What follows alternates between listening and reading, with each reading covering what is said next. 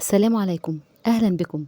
وصفة النهاردة هنعمل مع بعض خبز البطاطس والرز بديل خبز القمح والكريب. وصفة مجنونة وعبقرية هنحضرها حلو وحادق. طريقة عيش البطاطس بأسهل وأبسط طريقة هيطلع معاكي بالجمال والحلاوة دي. ينفع تستخدميه حادق وينفع كمان حلو، حاجة جميلة جدا. الناس اللي عندها حساسية من الجلوتين، الرز والبطاطس، وينفع كمان لأكلات الدايت. حلو قوي. شايفين يا بنات انا بطبقه ازاي؟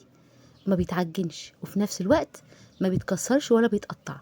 ممكن تلفيه رول زي الكريب كده او سندوتشات الشاورما، وينفع كمان يتعمل باي شكل من اشكال السندوتشات.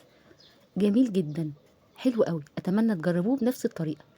شايفين يا بنات طري ازاي؟ هيقعد معاكي مش اقل من 3 ايام طازه بالطريقه دي. طري وخفيف وطعمه حلو قوي. شايفين؟ ممكن تغمسي بيه اي وجبه من وجباتك، فطار او عشاء او غدا. جميل جدا. مهما اوصف لكم قد ايه هو حلو، لازم تجربوه علشان تصدقوا كلامي ده، وهيطلع معاكم باذن الله بالنتيجه الرهيبه دي. بسم الله ما شاء الله، ربنا يحسن ما بين ايديكم.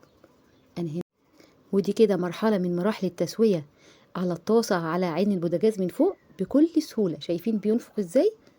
جميل جدا. بسم الله ما شاء الله. علشان ما اطولش عليكم يا حبايبي، قبل ما نبدا هنسمي بالله ونصلي على الرسول.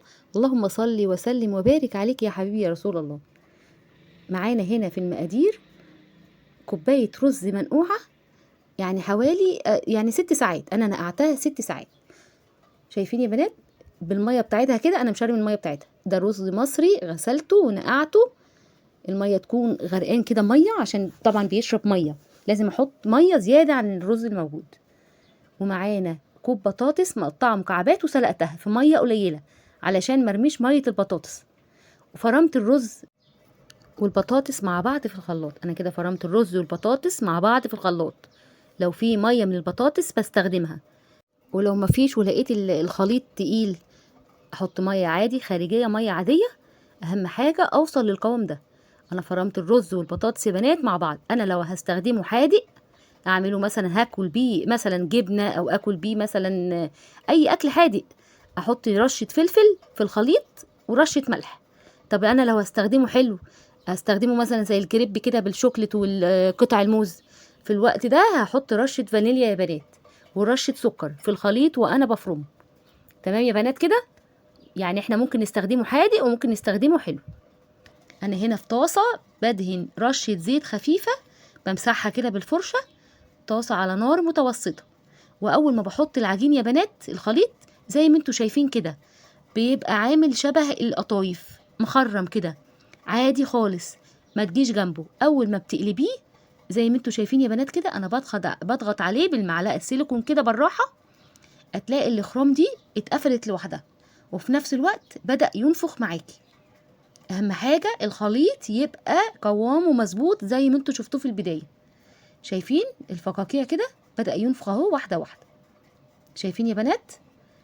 ما باجيش جنبه. اول ما بحط الخليط ما باجيش جنبه. اول ما بيتشمع بلاقي فيه خرام كده، اول ما بتشمع اقلبه، بضغط عليه. اهم حاجه الضغطه دي، لان الاخرام الضغطه دي بتقفلها.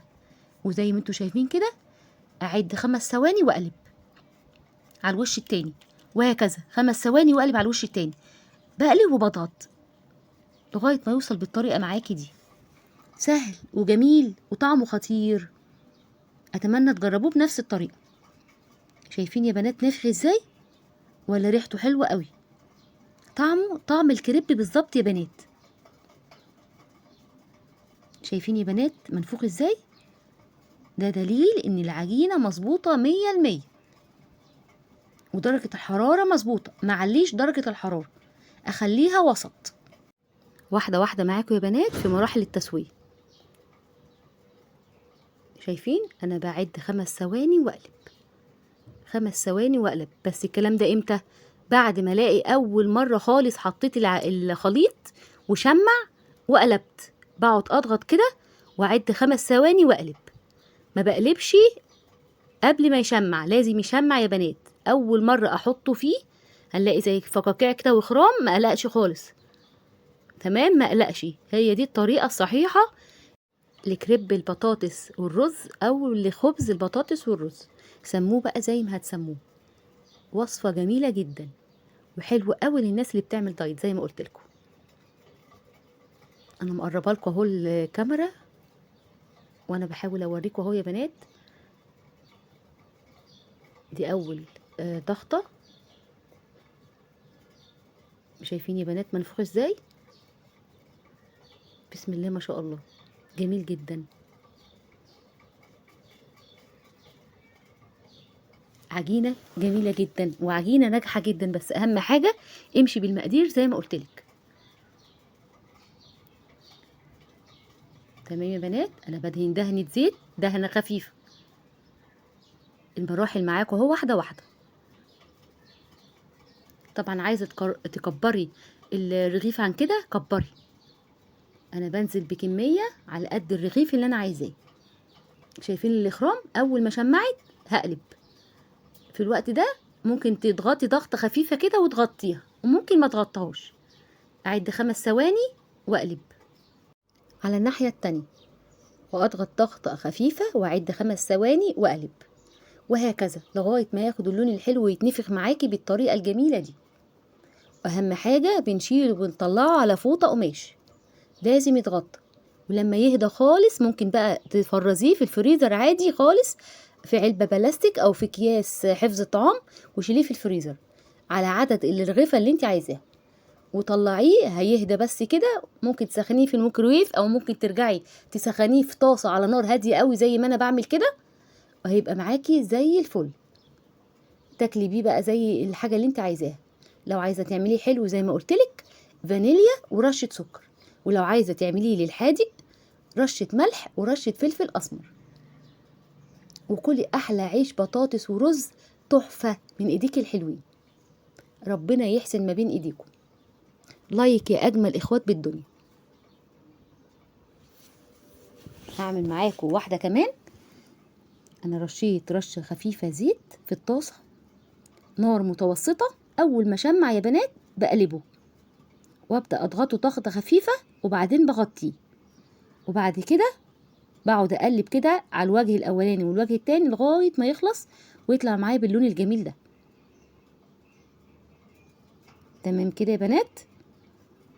الطريقه سهله وبسيطه جدا ومش معقده، بكل سهوله عملنا عيش البطاطس والرز بكل سهوله وبساطه. الناس اللي عندهم حساسيه جلوتين هيبقوا مبسوطين قوي الوصفه دي. بألف هنا وشفا. شايفين يا بنات مخزن هوا ازاي جواه؟ شايفين؟ حلو قوي ما شاء الله.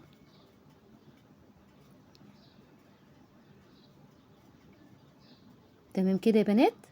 كده عرفنا خلاص طريقة العجينة الناجحة ازاي بالمقادير الناجحة المظبوطة، وعرفنا كمان طريقة التسوية، وعرفنا يا بنات كمان طريقة الحفظ. انا لو عاملة كمية كبيرة اشيله بانهي طريقة اشيله. مثلا لو انت عايزاه مثلا في خلال 3 ايام في التلاجة عادي. لو انت عاملة كمية كبيرة هتقعد عن اكتر من 3 ايام، في الوقت ده شيليه في اكياس حفظ الطعام في الفريزر، او شيليه في علبة بلاستيك وشيليها في الفريزر. وقت ما تحبي تستخدميه استخدميه، هيبقى معاكي طري وجميل وزي الفل زي ما انتوا شايفين كده. لفي بيه بقى لحمه مفرومه، اعملي بيه كريب، اعملي بيه شاورما، كلي بيه جبنه. تمام. بيتاكل بيه بطاطس برضو عادي. عايزه تاكلي بيه مربى، عايزه تاكلي بيه شوكليت، براحتك خالص. تقدري بيه تاكلي حلو او حادق. تمام كده يا حبايبي. انا طبعا عامله هنا مقاسين لاني كنت مشغله 2 طاسه. تمام. براحتك خالص، اعملي الكميه اللي انت عايزاها، ضعف الكميه او ممكن تقسمي الكميه اللي انا عملتها وتجربي. باذن الله هيطلع معاكي نتيجه ناجحه مضمونه من اول مره. جميل يا بنات، خطير. وبكده يا حبايبي نكون خلصنا فيديو النهارده.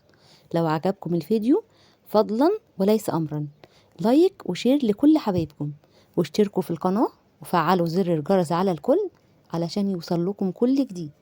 استنوني يا حبايبي في وصفات كتير حلوة قوي ومميزة. في حفظ الله. السلام عليكم.